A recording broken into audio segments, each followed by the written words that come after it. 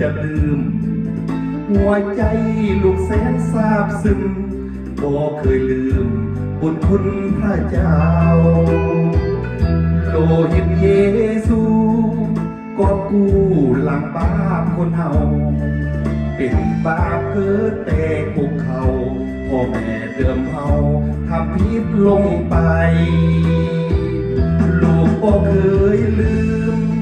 บุญคุณองค์พระเยซู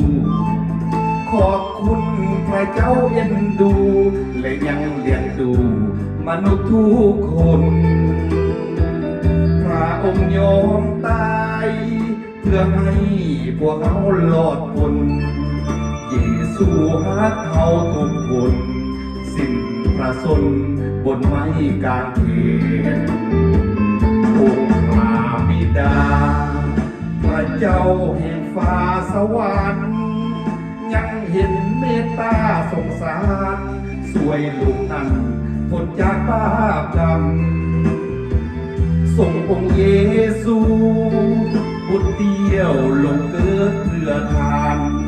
พระองค์ถือทรมานย้อนซาตานมาให้มนุษย์ขอบคุณพระเยซูลงมาเกิดให้บาปพวกเราคนบาปไฟนรกต้องเผาพวกเราจงอธิษฐานจงภาวนาเข้าโบสถ์หับแสงสว่างทางเดียวจะขึ้นสวรรค์ต้องเข้าหันเสื้อพระเยซู